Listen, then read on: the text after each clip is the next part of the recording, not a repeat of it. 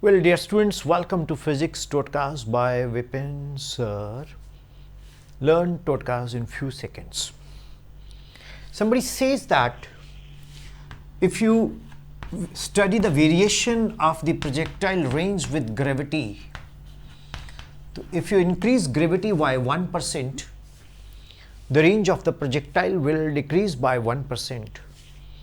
If you increase gravity by 5%, the range of projectile will decrease by 5%. But if you increase gravity by 10%, range of projectile formula is not applicable. Why?